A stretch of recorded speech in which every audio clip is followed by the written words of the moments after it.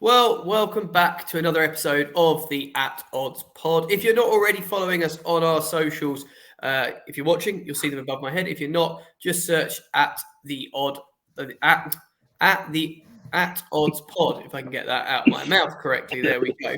And do give us a like, drop a comment if you've got any questions or whatever, anything like that. Fire them in. We love to hear from you. Give us your bets as well for the weekend. It's not all about what we like. We like to see what our viewers are punting. And if you agree with us, we're three mates. We all work in the betting industry. As ever, I'm joined by Jake Ashton. Jake, rocking the City retro shirt, fresh from a scintillating 0-0 draw midweek. Will Haaland be fit for the weekend? Yes or no? Yes. Yes, I can rest assured with my fantasy football team. And then just underneath me, I've got my fellow Sam, NFL enthusiast and general Football League nonce type. Sam Farley, how are you? I'm good. I just want to clear something up. You mentioned I'm underneath you. For those who are listening on podcast, not actually seeing that we're on a screen here, there's three of us on a screen. I'm underneath him on the screen. There's no hanky-panky going on this podcast.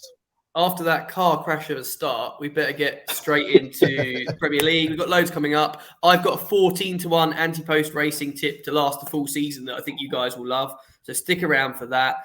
We've even got a little bit of dancing on ice, I think, coming up later in the show. But we're going to start with our bread and butter, which is football. The Premier League is back. A huge jam-packed Saturday of games as well, which is great to see. Slightly weird having a very late kickoff time, but there we go. Jake, you're going to get me started with a card bet that you think is great value. Yeah, so the early kickoff on Saturday sees Leicester face Man City, and it's this game that I've gone for a booking bet now.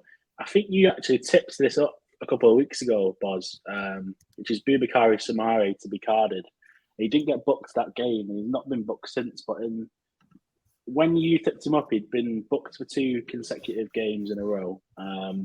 And against the City side, who we did rest players last night, we had a few players on the bench, and we rested players with this game in mind, I think, to be honest, because the Premier League is going to be at the forefront now, especially as we've finished top of the group. So I've gone for Soumaré to be carded at 7-2, which is, again, it's a big price for a player who is going to be in and around our midfield, trying to get his foot in here, there, and everywhere. 7-2, again, is a big price. He's been booked 3 times this season. And again, it's a game that I think we will see goals in, to be honest, Leicester v City, because both sides do like to attack. And I know we've slagged off Leicester the past few weeks, but they're starting to look a little bit better when I've seen them play. So, yeah, Leicester against City, the early kickoff, Soumaré to be carded is my pick.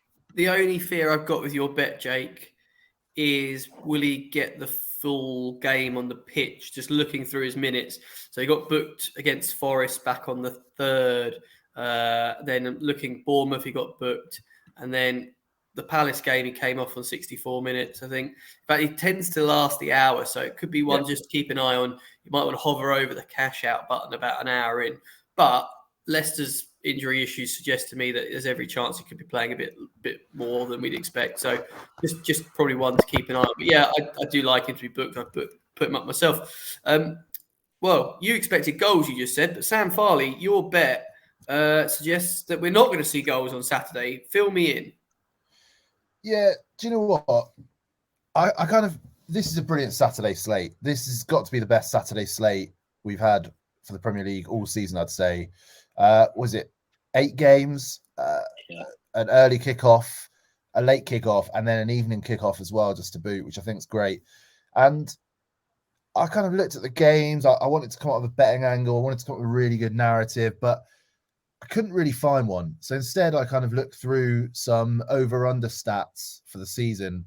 And I've gone for 4 games I'm tipping up to be under 2.5 goals. And if you listen to this podcast, you probably know I like an under, and I think you get slightly better value with an under than you do an over for a number of reasons. But yeah, 4 games I think are going to go under 2.5 goals.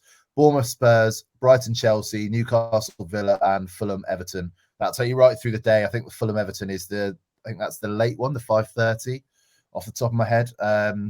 You get an 11-1 on that. I just think it's a good price. I think statistically, these teams kind of back up this being a low scoring game. Obviously, Brighton very low scoring in both home and away games. Bournemouth surprisingly low scoring considering they got hammered 9-0 at one point.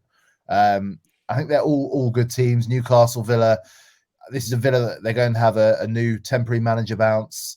I think actually no, Emery's in now, isn't he? Officially. So yeah, new manager bounce. And Fulham, Everton. I think Everton are pretty good defensively. Fulham aren't too bad either. So I don't know. I think this just makes sense to me as being an unders kind of day.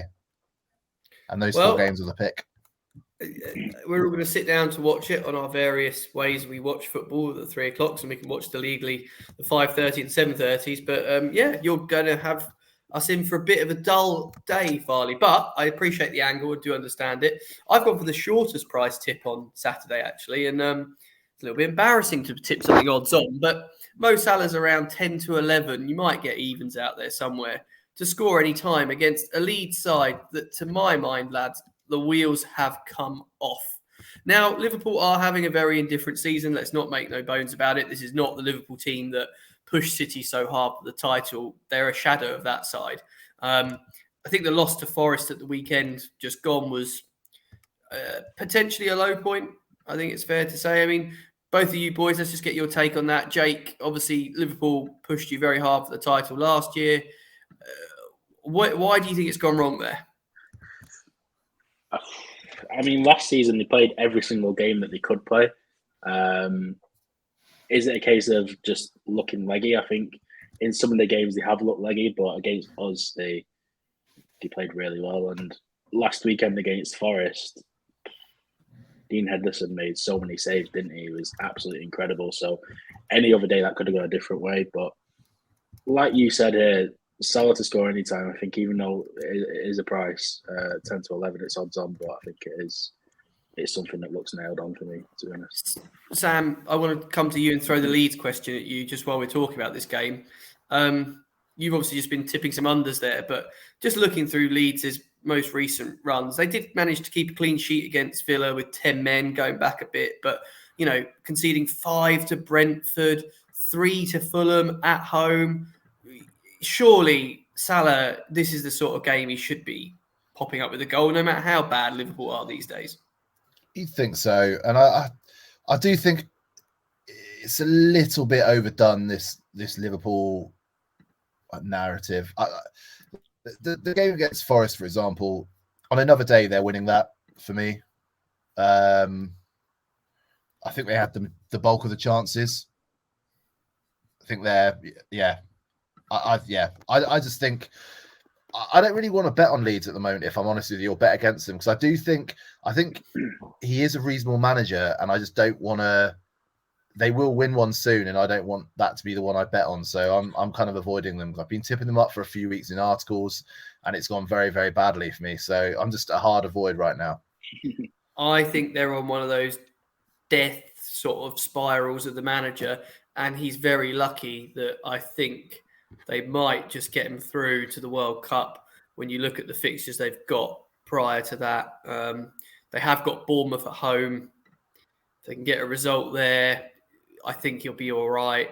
But yeah, I think I don't think he's safe by a long shot. I think he could well be in trouble, Jesse March. Right, that's Saturday. Jake, do you want to take us through Sunday? Yeah, let's move on to Sunday. So only 2 games we've got for Super Sunday this weekend, and that is Arsenal against Forest, the 2 o'clock kickoff, and then Man United against West Ham, kicking off at 4:15. Now, I'm not too sure if the Premier League website is put it up wrong, but the Arsenal Forest game is at 2 o'clock. He's not even on TV, which is a bit of a madness. But is that because of the Saturday 7:30 kickoff being on TV? I'm guessing so. Yeah, I'm guessing so. Yeah, because the United West Ham game's kicking off at 4:15, and it's usually 4:30, isn't it? The later game. So I'm guessing there's only one game on TV on Sunday. So yeah, 2 games that look interesting on paper, to be honest. But Farley, you've gone for a no bet on Sunday. Do you want to quickly tell us why there's nothing that's taking your fancy? Yeah, no, I know this is something Boz does every once in a while on here, but I think if you don't really love something, I had a little look through and I was trying to find an angle. And if you don't really love something, I think it probably is best just to just to say, look, I'm going to enjoy this on TV, watch the games, do it that way. I think don't push it. There's plenty of time. We've got a World Cup coming up, you can push your bets then. Just for now, just enjoy, save that money, and watch the game if you don't fancy anything. That's really good advice, Sam. Yeah, fair enough. On the other hand, Boz, you've gone for a booking bet this weekend on Sunday. yeah. Well, 9-2. Well, let's talk about this game really quickly. So Steve Cooks will be my selection at 9-2 to get carded. I think Arsenal are a crazy short price, by the way. I've not put them up, spoiler alert, as my bust, but at 1-5, I will not be touching them with a barge pole against a Forest side that have managed to get the better of Liverpool. So I just, it's just a bit of a strange one. I do think Arsenal will put Forest under plenty of pressure. And just having a look through, I like to try and find a player that's probably going to play the distance, that's going to have a lot of work to do in a game like this. And Steve Cook, for my money, is going to be a busy boy. His record this season getting booked, so he managed something like, 3 consecutive cards in a row against the likes of Fulham, Leicester and Forest and Villa in games that were tight. 2 of those bookings actually came right at the end of the game as well, the 90th minute, both of those. Funny enough, thinking about it, there might be a better angle. If he's going to be a starting price of 9-2, if you're feeling brave, let the game play out and get to half time and back him maybe for a card if the game's still close. If it's 3-0 Arsenal, you probably at that point think, well, the game's done and can leave it. But I'm actually possibly going to change this. Maybe I will put it up at 9-2, but I think you might want to look for a latter part of the game. You can obviously keep an eye on how the ref's doing with throwing cards out there. Price could fluctuate the other way if he's giving out loads of cards and he's making loads of fouls. I do get it, but I just thought 9-2 for a guy that's got to try and keep a wounded Arsenal side quiet. Obviously, they got the point against Southampton. I think they'll be really disappointed that they didn't get all 3. And Forest at home, let's be honest, they're 1-5. They should be turning up and really putting a shift in. Forest, he could be a busy boy. That was the angle, really, Jake. Just to quickly touch on card bets, I actually made a little note in my phone notes, sadly, watching the Tottenham-Newcastle game last weekend. Nick Pope was booked for wasting time, and the referee that game was the Australian Jared Gillett. So it may be something to keep in mind in future if you are watching a game where he's a ref. Finally, a referee actually booking a keeper for card. Like, I know in the EFL it's a little bit different this season. They seem to have been a bit better at it. But there's one thing, we could do a whole show on how we get so little actual game time out of a 90-minute football game now. It is horrendous. And I genuinely think it's one of the top 3 things the FA should look at is how do we actually see more football on the pitch. And not booking time wasting is just... Anyway, I'll let you come on to your bet, Jake. I'll shut up. Yeah, so you briefly mentioned strange bets in your Arsenal Forest discussion, and I've gone for a strange bet here myself, admittedly. It's United against West Ham, the late kickoff on Sunday. And I've gone for United to win on the handicap -1 at 15-8. Now, this bet is going off the eye test, which I mention all the time. Going off, looking at the teams, watching the teams, seeing how they're playing. I watched West Ham on Monday. Admittedly, they beat Bournemouth, but I wasn't impressed with them at all. It took a very controversial goal for me to put them 1-0 up, and then they got the penalty to get 2-0. And I just didn't think it looked good at all. And every time I have watched West Ham this season too, they've not impressed me one bit. Whereas on the other hand, as much as it pains me to say Man United in the last few weeks have actually looked like a good team. They've played well in the games. Ever since we beat them 6-3, since then they've looked like a completely different side. And that game against Chelsea last week impressed me a lot because it showed that they've got a bit of fight in them too, which I know a lot of the United fans were absolutely loving. I know a lot of my mates are United fans, and it's the first time in a long time where I've seen them actually posting like tweets about the side and sharing it on Instagram stories and stuff like that. So the fans are behind the team, the fans are behind Ten Hag, and -1 handicap for this game against West Ham looks like a decent price to me at 15-8. So that pretty much wraps up the Premier League weekend, to be honest. We will go on to Bankers Bust and Draw now if you want to take it away, Farley. Yeah, let's get stuck into Bankers Bust and Draw, shall we? You know what we do here. We each pick a banker, each pick a bust, and each pick a draw that we think is going to happen this week. And Boz, why don't you lead us off with your selections? Yeah, of course. Liverpool, my banker, I got in early, took one of the shorter price teams at home to a lead side that I think are destined for a new manager, whether it's pre or post World Cup. I think that World Cup, by the way, on a side note, is going to provide a really good opportunity to sack a lot of managers. So be interested to see how that goes. But Liverpool, for me, they should come back to some level of form here at home as well. I know they've got issues with injury and form and, Trent and things not necessarily playing so well. But I'm quite happy to take Leeds to get beat there. And I'd probably be putting them as -1 in my bets. Next up, if you want my bust, Palace I've gone for. They're favourites at home. But I'm really worried as a Palace fan. Last week against Everton, Patrick Vieira is a fantastic manager, but he doesn't have a plan B. And when Palace haven't actually lost many games by more than one goal. I can't remember Vieira's record, but it's really unlucky. We never get pumped, basically. So usually we hang on in and around there. But what it shows me is plan A works okay most of the time. But when it doesn't, there is no plan B. We've got rid of Benteke now, so we can't just lob the ball long up there. He's never thrown a centre-back up front for the last 10 minutes or anything like that.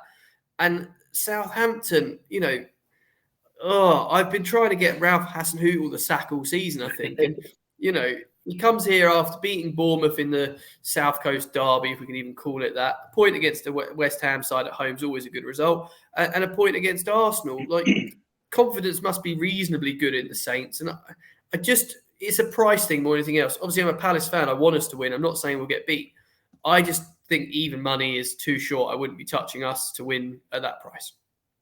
Oh, and then you want my draw, don't you? Of course. There I am. It'd be nice. Being very reflective about. I just keep thinking back to our conversations about betting against your own team. But the draw I've gone for is Brentford Wolves. I don't really know what's gone on with Brentford in the last couple of weeks because when I watched them play Chelsea, I thought they were really good. Obviously, they got the win over Brighton, battered by Newcastle, a 0-0 draw with. They're just very inconsistent for me. And Villa doing a 4-0 job on them last weekend was bizarre. They play a Wolves side that I, again, don't really know what to expect from them. They haven't drawn Wolves since August, and that was going back against Bournemouth 0-0. I'm not expecting many goals, and I just think this could quite easily be a 0-0, 1-1. It looked to me on paper to be one of those sort of results that both teams would take the draw before the game was played. That makes a lot of sense. Now, Boz, Jake, what have you got for us? So my banker for this week is I've gone for City to win. I know I'm usually the most pessimistic City fan there is, but City against Leicester, I just think we'll be all over it, to be honest. De Bruyne got rested last night against Dortmund, and a fresh De Bruyne going up against a Leicester team who can struggle defensively. I just think it's nailed on. My bust this weekend, I've gone for Spurs. They're away at Bournemouth, and Bournemouth have been a team who've really impressed me in recent weeks. Gary O'Neill has absolutely turned that club around, and they're odds on to beat Bournemouth away, which I just think it might be a tough one for them, to be honest. Conte's side haven't impressed me at all in recent weeks. That Newcastle game was just a bit of a madness, really. They just looked all over the place, and obviously, we're recording this before the Champions League game this evening, but it may be that they come out in the Champions League tonight and they're on fire, but I'm not too sure about that. I just think that they're going to struggle in this game, to be honest. So Tottenham are my bust for this week. And the draw, I've gone for Fulham against Everton. I think this game has just literally got draw written all over it. They're both sides who they've impressed me massively in recent weeks. Fulham, I expected them to be literally bottom of the table around this time, to be honest. I thought Mitrovic was going to have a stinker, and he's absolutely tore my prediction to bits. And Everton, again, they've impressed me too. That game against Palace last week, they look like Brazil at times. It was absolute madness. I watched it on Match of the Day, and Alex Iwobi, by the way, if there was a Most Improved Player of the Year award, he's got to be up there for it because he's looked absolutely incredible. But these two sides are just, I think they're both on par, to be honest, in terms of the quality. And a 5.5 game, Craven Cottage, I think it's got a draw written all over it. I like that a lot. Well, I'm going to guide you through my 3 selections here. I've copied Boz slightly with my banker. I've gone for Liverpool. I just can't see them losing it. My bust is Man United. I think they should win, but there's a real slip up potential, and they're 8-11, and I don't want to go near them at that price. And my draw has to be Palace Southampton. Kind of like Boz said, to be fair, like Palace, you don't necessarily know what you're going to get when they can't succeed with their plan B. And as for Southampton, I don't think there's a team that confused me more. Like one week, I think they're going to get hammered and they win. The next week, they should easily pick up 3 points and they get hammered. So, yeah, it's a tough one, but they are my draw. Nice one, Sam. Right, we need to drop down the leagues now, and I wasn't on last week owing to various reasons, and I'll be honest, I didn't miss trying to find a winner in the EFL. And this week, I've conceded and waved the white flag every time I bet on this league. If there was a reverse bet option and I got paid out, I'd probably clean up because I don't seem to ever get it right. Need to know your strong points in EFL. It's not them. So I'll leave it to these two, and I'll kick off with Jake, who's going for a relegated side to get back to winning ways away at a team that, Jake, I'm sure you don't have a soft spot for after they cost you an FA Cup final. No, I don't have a soft spot for them whatsoever. So I'm hoping Watford actually stick 20 goals past Wigan at the weekend, but I'll just go for a normal win. Watford to win against Wigan at 11-8, I think is just a very good price. Watford last weekend beat the rivals Luton 4-0, which was a bit of a shock, to be honest, because Luton have been absolutely flying. But Slaven Bilic just took over there, and I think he's a good manager, and they just need to push on now and just get win after win. We spoke last week, me and Farley, in depth about how tight that championship table is. It's just crazy, that division. Anyone can beat anyone, and Watford away against the Wigan side, who they should have too much quality for. Wigan have won 1, drawn 3, and lost 4 at home this season too. So I don't expect Wigan to put up too much of a fight against Watford. No, not that much of a fortress. Sam, we're going to head down to the South Coast, and you're going to talk about why you think Portsmouth are a great price to beat Shrewsbury. Yeah, I think Portsmouth are a team I mentioned quite a few times on this show. I think they're pretty good, pretty solid in League One. But Shrewsbury, Plymouth played them Tuesday night.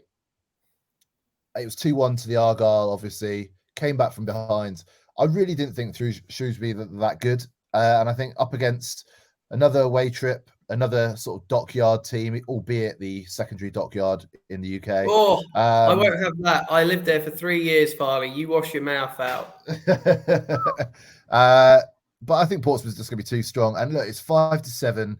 It's not, bumper value, but I just think it's a good price. And it's one of those, I think, when you listen to this, take a note that it's 5-7 best price, because on Saturday, it won't be 5-7 anymore. It's definitely going to shorten, as I think quite often in the lower leagues, the sort of odds-on shouts always shorten come Saturday because everybody starts chucking them into Ackers and stuff. So, that would be my tip. Yeah, that's fair. While you're speaking, Farley, do you want to take us to the airport by any chance and have a little flight over? I thought you weren't going to ask, Jake. I've just been sat here with my passport ready to go, and you won't believe it. I'm looking forward to it. So we have one hell of a European journey for you today, and we're actually not going to the airport.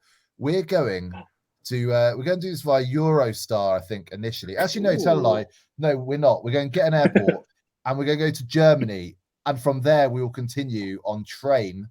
But Boz, why don't you start with your German leg, and then I'll direct us to our next destination.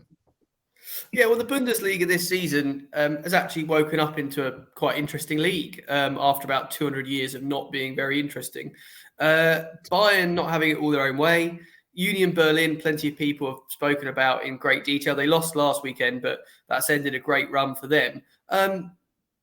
There's a team that I don't think people are speaking about a lot, who's in third place at the moment, and that's SC Freiburg, who are 10 to 11, they're in third place in the league. They're just shy of even money to beat Schalke, who are bottom with just 6 points of the league. I can't really understand why. There's no major obvious reason. I think they're a great price. And like as far as I'm concerned, third to beat bottom in a league where third are in good form, it just makes sense. So yeah, that was kind of my initial reading. The German league is actually, I'm starting to watch a little bit again now, mainly because it's competitive. And I've given up on sort of watching the French league so much now, and I'm switching to Germany. So I might have a few more German football bets for you throughout the season, because it's quite exciting to see Bayern Munich not running away with it. There was a really good piece written that actually teams like Union Berlin have got themselves into a great position and don't have too many players going to the World Cup compared to Bayern, who are going to have to cope with that. And I think it's going to be really interesting this year to see how potentially teams with not that many players at a World Cup, especially when we go further afield to leagues like Germany, France, mid-table teams there that don't have Premier League, every team seems to have players going to the World Cup. But there'll be teams that have their starting 11 all sat there for 2-3 weeks. I know Haaland's off to Marbella by the sounds of it, but I dare say if I was running a football club, I'd be having those 11 players in every day, just drilling them ready for as soon as we hit the ground running at Christmas again. So, yep, that's my bet. I like that. I like that a lot. Well, what we're going to do now is, you obviously know all about the great train network in this part of the world, now in Germany. We're actually going to go to neighboring Austria. And what we're going to do over there, so I'm just quickly getting my notes up. What we're going to do over there is we're going to bet on something we haven't bet on this podcast before. We're going for the Austrian Bundesliga. Oh, dear God. No, more specifically, Austria Vienna versus Altak. I don't know if I'm pronouncing that right. This game's on Sunday. Put simply, again, not a huge price. Over 2.5 goals is 4-6. There's been over 2.5 goals in 12 of their last 13 matches, home and away. This stats tell you this has to land, doesn't it? So this for me. I've been on a couple of websites. I'm going to give a little shout out. I think it's always good to no, not those sites. I was going to say, how have they helped you with your Austrian football research? I'd love to know. Yeah, they seem to like their stepbrothers out there. But either way, what I've discovered is I've not discovered it. I've been using this site for years. But Adam Choi, like worth a Google. He's got a site that he kind of keeps track of overs, BTTS, and BTTS and win. Really good site. And this is something I just found when I was kind of nosing around on there. And I just think it's a good price. So shout out to Adam Choi. But now we're actually going to go over the Alps on our way down to Turin in Italy, and hopefully eat some better food there than we have in Germany and Austria. So, Boz, what? First of all, what is your favourite Italian meal? And secondly, what's your tip?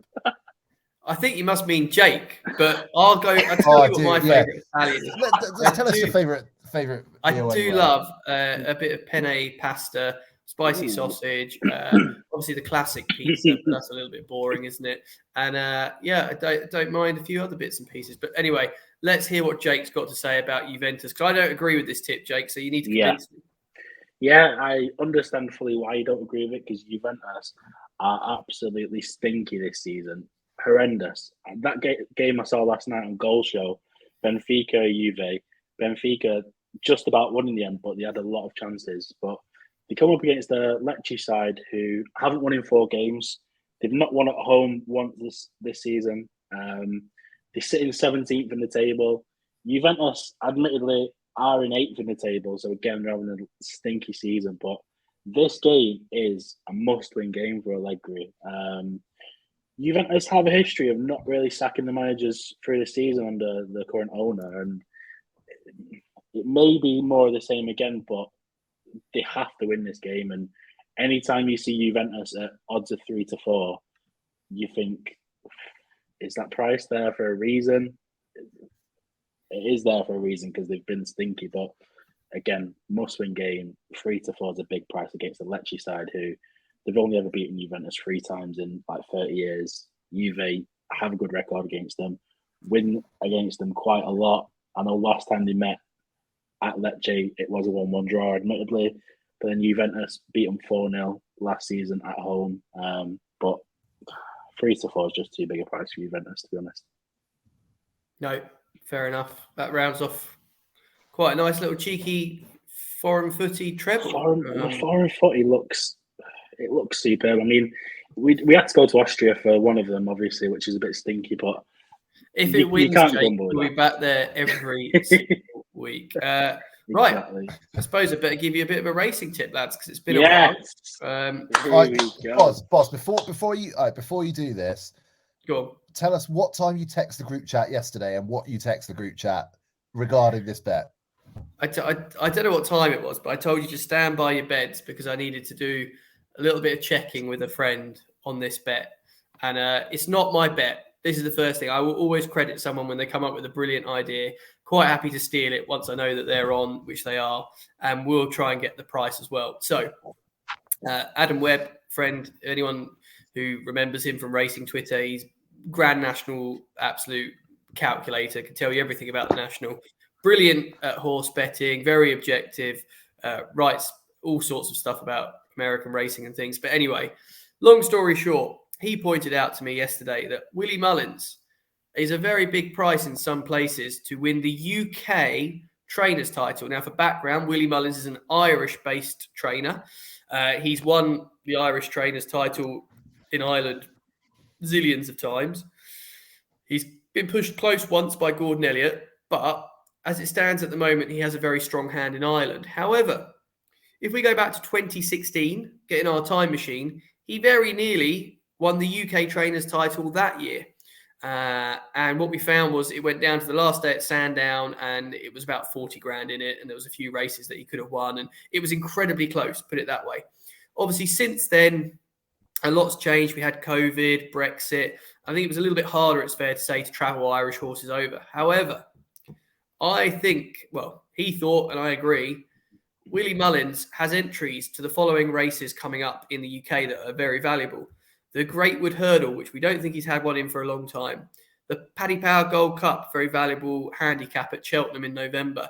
The Coral Trophy, which was the race known as the Ladbrokes Trophy, which is the Hennessy, basically, which is a very valuable race at Newbury.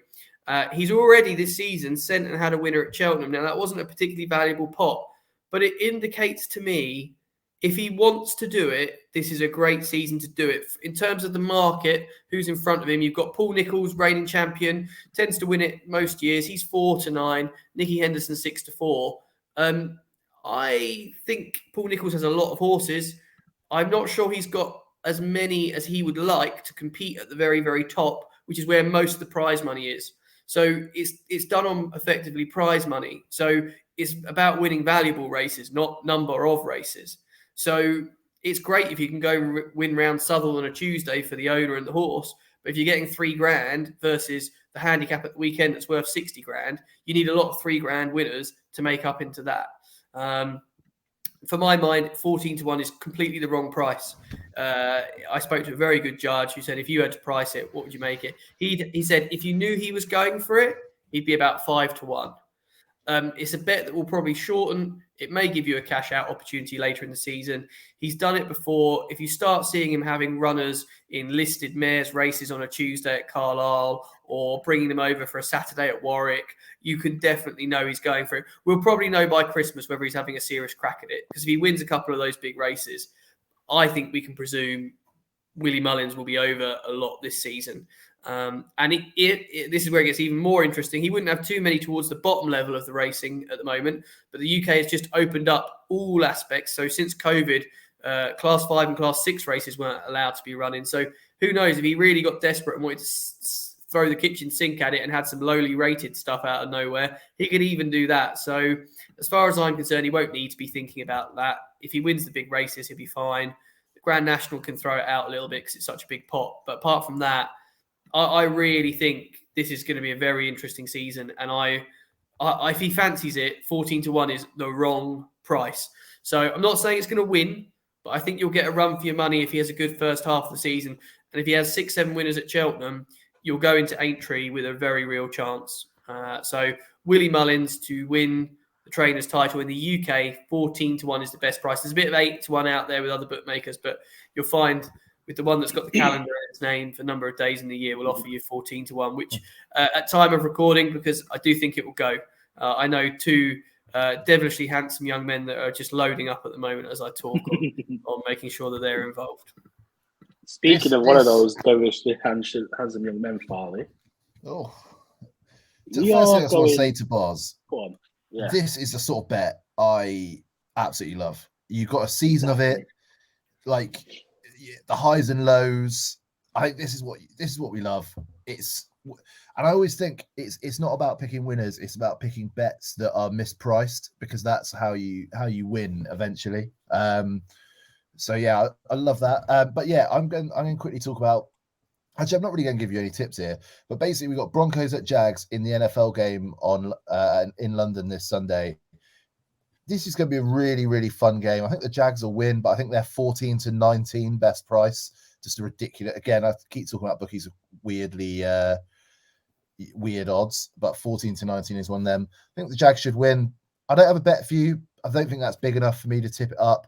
And in terms of anytime touchdown scorers, there aren't really any out yet, but I would go when they are announced for the Broncos tight end. Dolchich would be the guy I'd go for. What about Trevor Lawrence, the quarterback for the Jags? Sam, he seems to like using his wheels, as the Yanks would say, with his legs. Yeah, he's a brilliant player, and I think there's definitely a strong possibility of that. I think one kind of really interesting angle here is, so far this season, the Jags have had two kind of good running backs, James Robinson and Travis Etienne, but they've just traded away James Robinson. He was out of contract at the end of the year, and they would need to pay him up like big to keep him, really. So they just traded him away, get at least something back in return.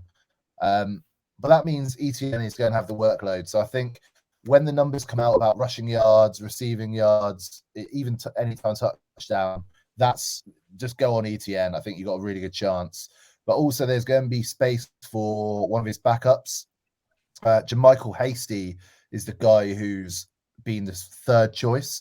But in terms of sort of physical profile, there's actually another guy called Snoop Connor who probably better fits the role of being a backup. So I think he's one I might have a little flutter on anytime TD score, but the prices aren't out yet. So just keep that in mind. And we'll cover that on our social media platforms, I'm sure. Nice. Well, I'm going to quickly talk about a specials market that I absolutely love every year, and it is the UK Christmas #1 market. Now, the 26th of October, so we're pretty early for Christmas #1 betting, but the market's up, so it's there to be spoken about. And as always, as we aren't really surprised about, the favourite to get Christmas #1 this year is Lad Baby, who has had the Christmas #1 now for 4 years in a row. Ugh. Now, I know it's for a Trussell Trust. I know it's for a great cause. I am bored of Lad Baby. I am sick to death of hearing about sausage rolls every Christmas. I'm bored of it, and I want something new now. And looking at the market, the second favourite to get it, 3 Lions. The deal, Skinner, Lightning Seeds. Let's get us to win the World Cup. 3 Lions, Christmas #1, 7-1. It's a great price. It's such a good price. Now, the bookmaker who are offering it, I actually have spoke to them and asked for a double of England to win the World Cup and 3 Lions. And they ran scared. They've said, no, we can't offer it. We don't want to offer it. We're scared. No. It's a joke. It's really frustrating when you think it was what would it be? Like 50-1, the double? Yeah. That's obviously without it. Now, they're probably going to argue it's a related contingency, Jake, which I think is a little bit mean, because no other way of tying it up. But looking at the dates for this, so World Cup final is when, Jake? Is it the 60? Sorry, it'd be the 17th, 18th December, 18th right? 18th it is, yes, I think. And the chart is Friday the 23rd will be the Christmas #1, yeah? Yeah. So realistically, you don't just need England to get to the final. I think you need England to win it Yeah, I agree. England to win it is the only way, really, that we should see it at number one, I think. So I know. in that case, we've got to try and get the double on somewhere when other bookmakers get this priced up. Because you'd be stupid to take just 7-1 if we're going to the final and I definitely think that's double it. Don't just have it as a single, because we will eventually find a way of doubling it. Someone will take that bet. Yeah, we've got to. Now, one little other thing to mention in this market is I actually wrote a story about it this morning, and in the last 4 hours, we've had a market mover from 16-1 into 8-1 is Mr. Tyson Fury. He's now third favourite 8-1. I think that's because he's announced that he's releasing Sweet Caroline. But he's doing that before the World Cup, Jake. Exactly. He is, yeah, exactly. So if it's successful, though, you know for a fact he'll bring out a new song, 100%. He'll bring something else out, or he'll re-release Sweet Caroline if we win it. As a special version. I think that's a dreadful shout. I know you're not putting him up, but I wouldn't touch that with the barge pole, because a lot of people on streaming services will want the original rather than Tyson Fury's version. Let's be honest. I think he will probably get a number one with it, but he won't get Christmas number one. But yeah, I love those kind of markets, Jake. Great shout. But we definitely need to get the enhanced double. Even if someone's only prepared to offer like 12-1, it would make so much more sense for us to take that, just to get a bit more juice in the price. You raise an interesting point there about people wanting the original for Sweet Caroline. Is there a chance people want the original version of Three Lions? Because I know they've not released it yet, but they have released what the opening two lines would be. And have you heard them? I believe there's references to the Lionesses in there, which I suspect a small proportion of football fans will probably be a bit sort of, unimpressed by. I don't really know why. Like, at the end of the day, it's been how many years since we had the France 98 version or whatever. Like, we've had 2 versions of Three Lions already. Like, will a third hurt? I'm going to sound like a gammon right now. My view is. Oh no! And I was at the final. Really enjoyed myself. It was a really great day. Very pleased they won it. But when it comes down to all these years of hurt, that didn't change anything for me. That it's two different. It's 2 different things. Like, it's 2 different teams. It's like being like, if you said Man City winning the league the first time they did, that took away the hurt of England never winning a major tournament in your life. It didn't, because it's different things. So that's why I think people are going to be a bit like, it just seems like just unnecessary. No, I get what you're saying. And I'll always sing 30 years of hurt, even though it's been like 60 years now. So yeah, true. Well, join us on Rumble next week, where Andrew Tate will be our special guest, because Farley's got us Kanye Wested. I take your point, but God, I don't know. The one thing I would say more from a betting perspective is, if people like yourself would rather prefer to listen to the original, I don't know how it works with streaming, because technically it's a different song probably. So therefore Jake's going to lose the value in his bet, because people are going to be streaming 2 other versions of the song. So I do accept the logic there. I know what you mean. I think, listen, when we win the World Cup and we see the scenes we see, I suspect they will be tenfold what we saw after the Lionesses had that brilliant win. That's just the nature of the beast. And, you've got to think women's football's come an awful long way in 20 years. In 20 years' time, and they do the same thing again, potentially it'll be that level. But I take your point. I understand what you're trying to say. But Jake, interesting that you bring up Christmas. No doubt, I expect you'll start telling us about, backing snow in Aberdeen on Christmas Day, that sort of thing. 100%. We'll have to see what the weatherman want to do. But we've had some questions in, and I got one asked personally to me when I was chatting to someone who listens to the podcast. So, Mike, big thank you for your question. Don't forget, guys, you can tweet these in. The question he asked was, what market do you think the worst value is on football? Sam, what do you think the worst value on football is to you? Well, I think Bet Builder is the worst value in general, for plenty of reasons. But I think in terms of individual markets, I find both teams to score is, if you're going to say both teams will score, the value's awful. It's so rarely there. And I think even both teams, I think we've discussed this previously, both teams to score and a team to win, the prices on that have been just destroyed the last couple of years.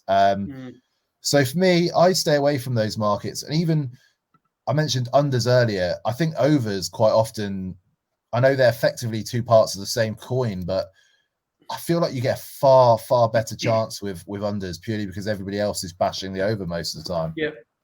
Yeah, no, that's a good shout. Jake, anything in your mind that stands out and you think, oh, I really, really don't like, do you ever see your mates in a group chat put a bet up and you just think, why are you playing that market? It's controversial because there's times where I've seen it as some of the best value in football, but the card market is at times I defend this with my life, Jake. In football. When I'm seeing people like Casemiro at 4 to 6 to get booked in the game, I'm thinking it's absolutely stinky. But at the same time, you can see odds of like 6 to 1 for James Maddison to be carded this weekend. He's already been booked 5 times this season, and it's like it's two sides of the coin, really. Sometimes I just think it's absolutely stinky, and then sometimes I think, oh, bloody hell, they've got that wrong. I think it's proper mug punter stuff.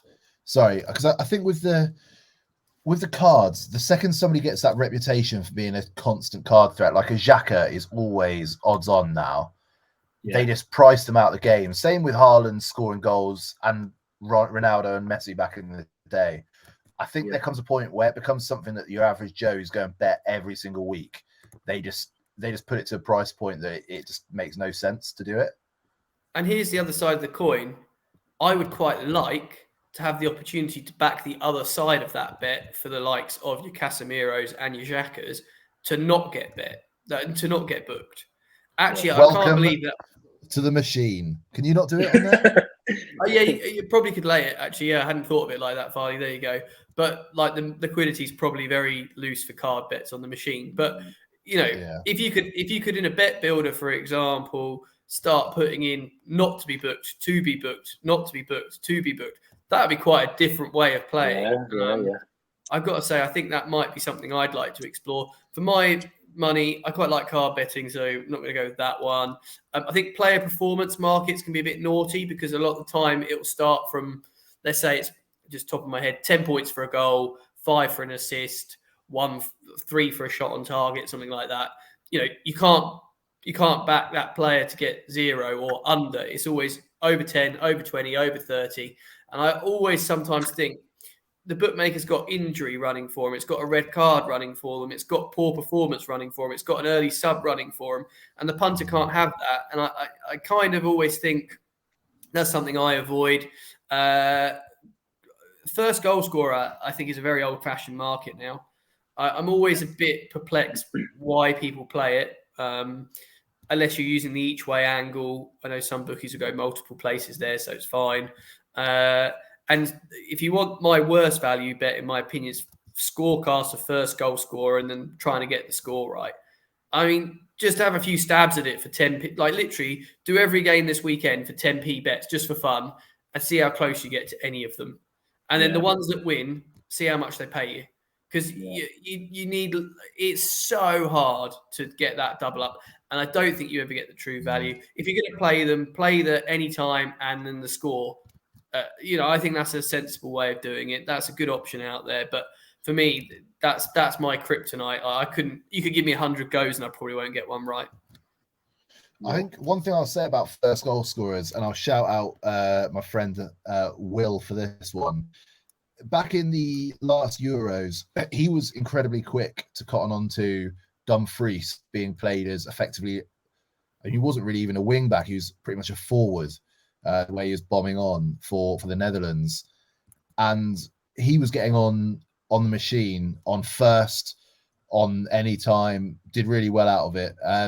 So I would say with the first goal scorer markets, the only way I would ever say you can look at that and get some value is if you use something like the machine or any other exchanges, you'll often find that it's the fullbacks, the centre halves, they're the ones that the odds are massive. So if you can find a fullback that's very attacking, I think you could definitely get a price on there that's potentially worth the bet. Yeah, I agree. No. I agree. Fair enough. So the second question we've had this week is from James, the FPL Avocado, who is a regular listener to the pod, and he's said, a question for you guys. Given that everyone's own team is the team that they know more about more than any, why do most not like backing their own team? It seems odd that what must just be superstition plays such a huge part in a thought-out stats-based process, does it not? And I think I'm probably one of the perfect ones to answer this, to be honest, because I back against my team quite a lot. But me personally, there's no point really me backing City. We're 1 to 10, 1 to 5, 1 to 6. We're odds on every week. There's no value in backing my team at all. I back against my team because not in every game, but in games where I think that there's a chance that we'll get beat, I'll do a fiver and it comes in a decent amount in the 2-up betting, and over the course of the season I'll come out on top usually rather than not. But I like what you're saying though. Why, if we are watching our side as much as any other team, why don't we bet on our side as much? Is it a superstition thing, you reckon, Boz? Yeah, partly. And I guess, I suppose if you're going to watch your team, you've got that emotional investment without a bet, so you don't feel necessarily the need to do it. A lot of people think they're jinxing their team if they have a bet. I've had some ups and downs betting with Palace, to be honest. I wouldn't avoid them, but nor, I suppose, because we're a bit of a yo-yo team, it's quite hard to kind of get them right. I mean, I can tell you the best bet I've ever had on Crystal Palace, which was when I was about, I don't know, 12 years old, and we were in the pub watching Palace with my dad at Christmas. And sorry. You were 12 in the pub whacking on bets. Hang on. We need to explain the bet. Were you in Victorian Britain? What's going on here? So I was chatting to my dad, and he was like, "Oh, Palace are awful, blah blah blah." And I said, "Well, if we're that bad, if we get to any final, FA Cup, playoff, I was like, you've got to take me this season." Because I thought we had a half decent team, and I was like, we're in the wrong, optimistic 12-year-old. Dad went, "Yeah, all right then, whatever." Anyway, fast forward to 6 months later, we're sat in the same pub watching Palace v Sunderland in the semi-final. Lo and behold, somehow, thanks to Darren Powell fouling the goalkeeper and it not being given, we get through to the final against West Ham. And my poor dad has to shell out for tickets for me and a mate, and he has to drive us up to Cardiff and watch the game with us. And we win 1-0 thanks to Neil Shipley. So, yeah, that's my kind of only real positive betting on Palace, and it wasn't even properly a bet through a bookmaker. But my point would be with your own team is, and I'll tell you who did this really well. Do you remember Blackburn fans with the Chilean lad that they've got that sounds like he's from... So I can't remember what the bet was exactly. I want to say it was goals, potentially, Jake. Was 20 goals, 20 goals it was. And it was like 500 to 1. I think that they had him priced at something like that at Sky Bet. And I think one of the Blackburn fans forum was like, "Isn't this the wrong price?" And everyone was like, "Yeah." Loads of Blackburn fans piled in. The price went like that. He delivered the goods, and they were all amazingly happy. And, it ended well. But for anyone outside the Premier League, bets like that are so dangerous because you've got to keep the player in January. And if he's not got the 20 goals before January, chances are the Premier League or Championship teams will be in for him. It is very hard. Even, yes, you get an edge, I suppose, with your own team. But do I think you'll win more money betting on your own team than you would do? I probably watch as much of Man United as I do Crystal Palace. Unless you're a season ticket holder and you're a proper fan, not like me, it's an armchair fan, I don't think you get the edge. No, I get that. I don't bet on us too often on like a week-by-week basis, and I think generally you use that information you have as a fan to kind of give you a little bit of an edge. So if we're suffering from a few knocks, a few injuries, and I think that we're far more likely to lose than the bookmakers think. I'd like to think most people who are up on their team probably do know a bit more than your average trader about like a smaller club. With the Premier League clubs, I think it's probably a little bit different because there's such a lot of news about it. But like, I'll hear the odd stuff thing in like a group chat that someone's injured that's not even being reported really anywhere else. So I think you're getting a nice little edge. But I don't know. I think you can bet against them. I think betting in play is always a really nice thing to do. When we actually beat Shrewsbury, as soon as we equalised, I just put money on us. It was just under 3 to 1 to go on and win because you could see the way the game's going. I know that we're good at the moment in terms of sort of making these comebacks. So it kind of all came together in that way. And one thing I would say is that knowledge you have as a fan, particularly with lower, and I'd say this probably only really works for lower league clubs. You know when someone's not going to be fit, and you know who's kind of next up. And a couple of years ago, we had like an injury crisis, and for some reason, all the bookies had, in terms of any time in first goal scorer markets, they had like our normal strikers who were all not going to make the game.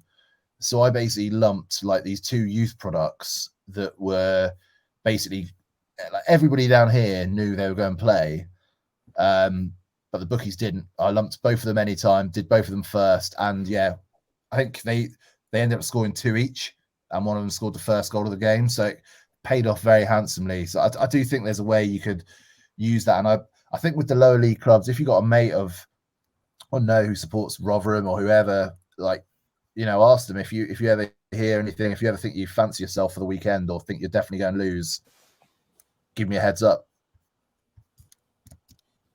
No, fair enough. Good shout. I think it's, I think we've seen it happen with the lower league clubs that are going into administration. Suddenly they've got like a 16-year-old in goal, and the fans know, and the price moves very quickly, and then bookmakers take it down.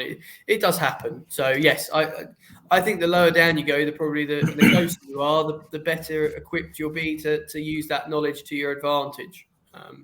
Would probably be a fair assessment.